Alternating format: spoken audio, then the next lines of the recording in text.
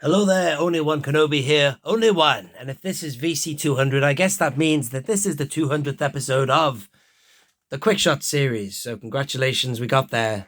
I know a lot of you, they like this, they follow this series. I've been asking for it to return or not. Anyway, here we are with episode 200 then. And this is the 200th figure in the vintage collection. And I've got three Vaders? God love us, I really do need to sort my head out before I do these videos. I have three Emperors there, as you can see, and great card back. First and foremost, this is one of the ones that I said when they announced the return of the vintage collection in 2018. I wanted this in there. It was definitely my excuse me, in my top 10. The Emperor. I'll come back to the card back in a minute, and I just thought I'd show you all three of these. A quick word on the actual figure itself, because I did and about if I ever wanted this loose, but I am actually glad I've got him loose because he is better than I realized. I thought he'd only be good for one action, one pose, which would be zapping Luke Skywalker. Yeah, he does look angry there, but I had him in a pose earlier. If I go further back, it does look like he's just smiling, which is good because the Emperor does smile as he's walking around the, whatever you call it, the spire. There's one line in particular when Vader says, "If you will not fight, then you will meet your destiny." And then he chucks his saber, cuts the gantry, and then sparks are flying, and then he just sort of walks forward, and he's just good. Like there, he's going to go smiley. So you could have him with the lightning. I still haven't taken them out yet. I have to say this, I have said it before, but I'm never really normally a fan of flames, fire effects, and lightning effects, additional things that you can put on figures, because I don't think it ever works. But however, I have tried with other figures lightning on fingers. I think it does look quite good. Haven't actually got anything set up like that in my loose room, but I might try. I might try with this guy. So that's that. You could have him just as a sort of smiling Emperor standing up, or what's going on with the focus? You could have him with the lightning on and find yourself a spare Luke figure and have him, striking Luke with lightning, which is what this face, I just don't know why I mounted the camera, I need to be loose again, which is what this face really does. There's one line in particular when he says, "No, young Skywalker." What the hell is going on with the focus, man? Hang on a minute. "You will die." That last line, there you go. Sorry about that. That last line he says to him, that's the last words he utters, the Emperor. "Oh, young Skywalker." Look at him, look at his teeth.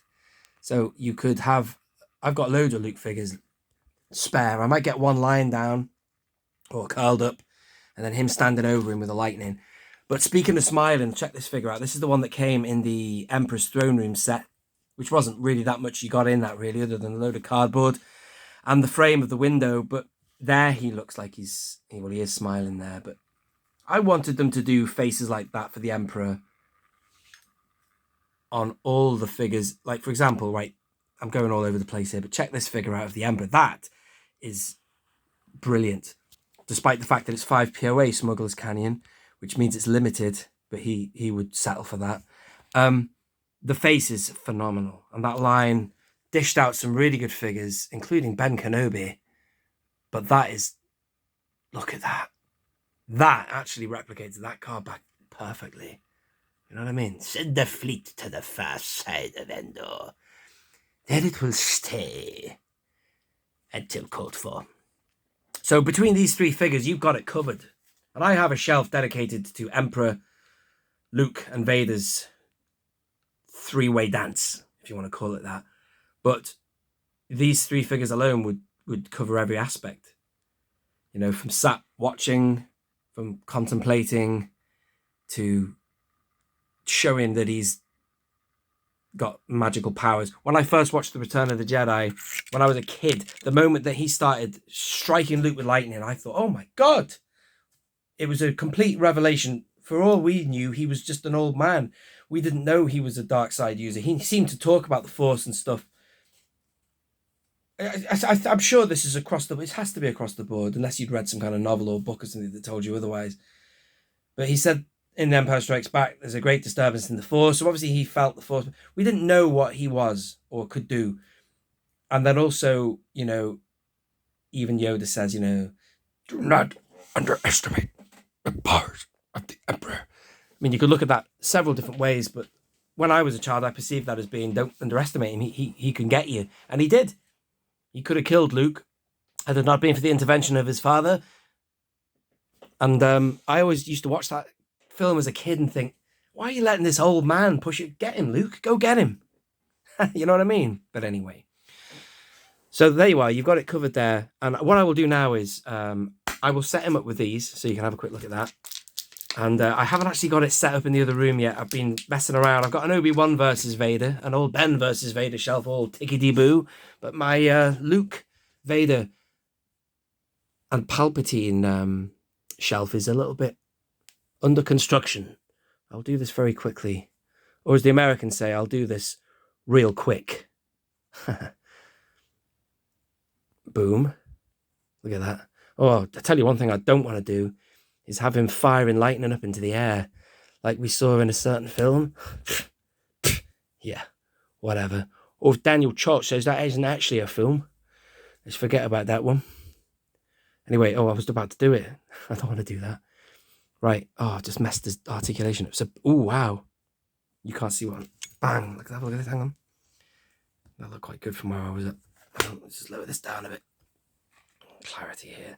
Right, so as I say, I never used to be a fan of fake fire and lightning effects, but that does look pretty cool. And if you find a good Luke figure, you could have, you know, him firing towards that. Or if you get yourself another Vader figure, what's he saying, the Emperor, when he's sort of like, it sounds like, before he does the,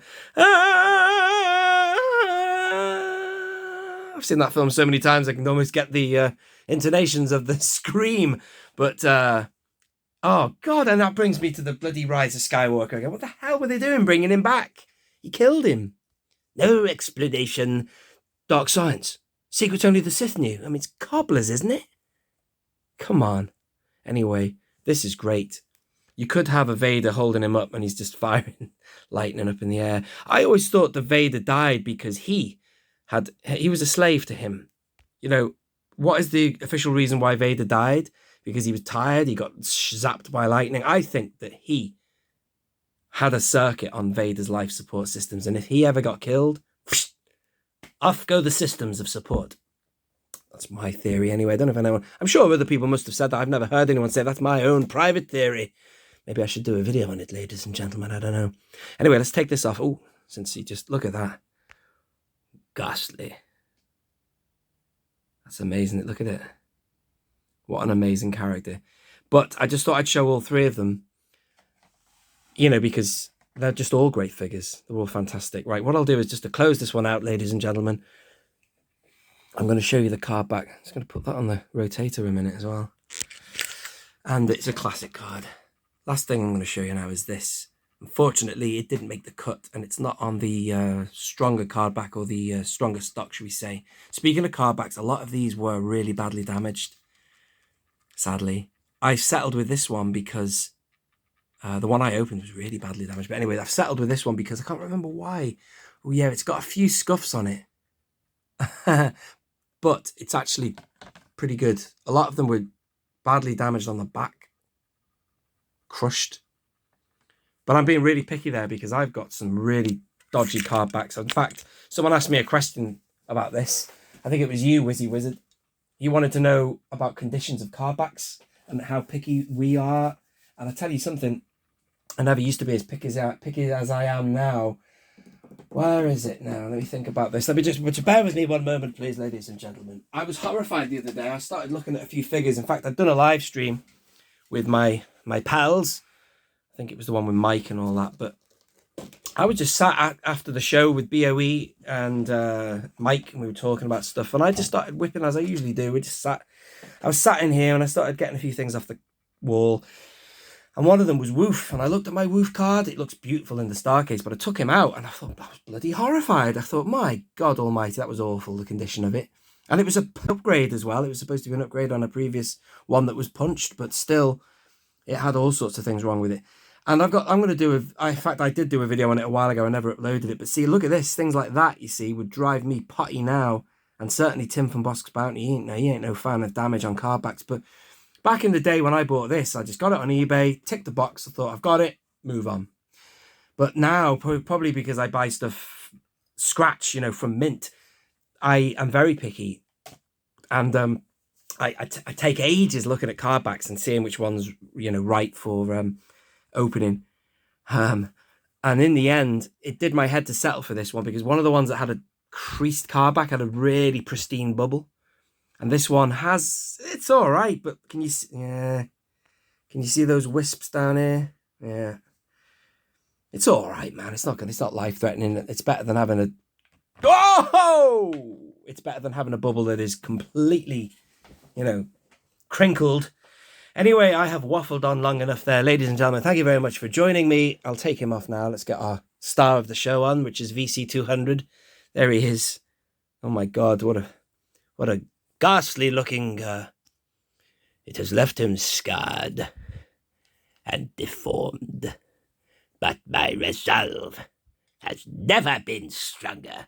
Anyway, thank you for watching that video. This has been the 200th episode. I might keep that without cutting out the waffle because it is, after all, the 200th episode of this show. And congratulations, the TVC has broken a double century. This has been Only One Kenobi, only one.